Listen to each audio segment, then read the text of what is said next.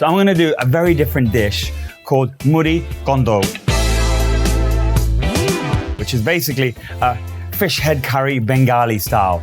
Again, it's another old lady Ibu style recipe. It's quite simple, but it's got lots of flavor. And again, it's using the main 4 components of your masalas, which is a bit of turmeric, it's a bit of chili, it's a bit of coriander seed, and a bit of cumin as well.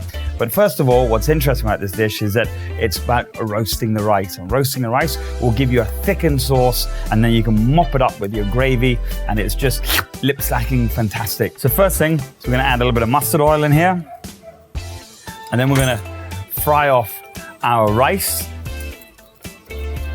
Now, it's just amazing sitting up here on the rooftop of the Calcutta walks because you can just hear everything, and then you can hear the noise of the dogs, the cars. It's just all going on. Calcutta is one of the busiest cities in India, and it's amazingly full on. But what's nice about Calcutta, I find, is that the people are very tranquil. And since the city has moved to Delhi, the people have taken a slower pace in life. Just slightly roast that off, save that for later. Pop that here. Then we're gonna fry off a little bit more oil in here as well. And we're gonna fry off the potato, get that nice and golden. So frying, it's gonna basically half cook it. So when we drop it into the curry, it will just finish off. Also, just add a little bit of turmeric powder in here as well. And that will just color the potatoes. And then we'll just add a little bit of salt in as well. That just seasons it all up.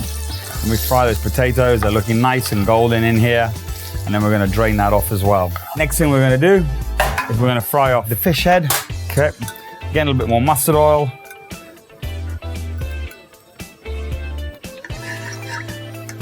In here, I've put a little bit of turmeric in there, a little bit of salt. We just marinated that first. Get that nice and color in here. You can see all the turmeric in there.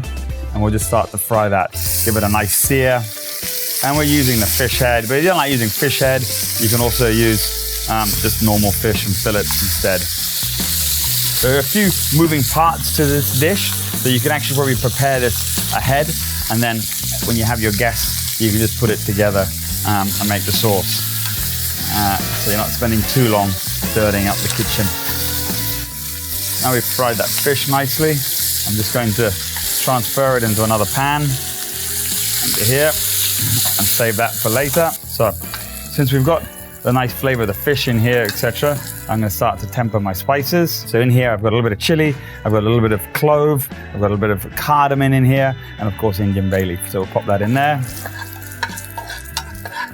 Temper those spices, not too long. Add in the onions because the oil is already hot. Fry off those onions there. So we're going to add in a little bit of turmeric, a bit of chili, a bit of hot chili, a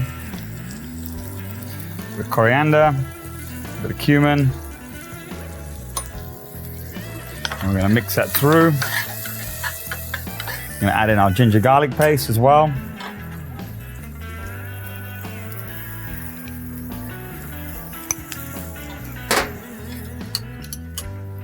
There we go.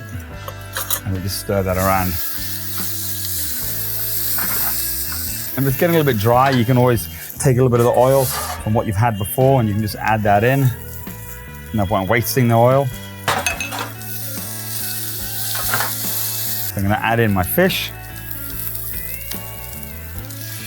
Then I'm going to add in the rice and the potato, and that's going to be nice and thick, thickened in the sauce. Then we're going to add in a little bit of hot water here, or you can add in fish stock, probably a little bit better actually. So keep in line with it all. And then we're slowly going to simmer this down. So one thing that's very important with the rice is actually soak it for about 30 minutes.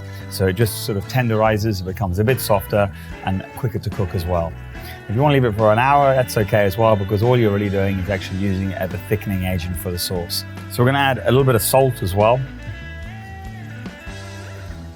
So a little bit of wiki knowledge. In the east of Bengal, they don't really use sugar at all. And it's only people in West Bengal, or Kolkata, so to speak, that were born here that add a bit of sugar, they add a bit of sweetness. Obviously, they're missing home, so that's why they have to add that sweetness into it. But actually, it doesn't have to be that sweet at all.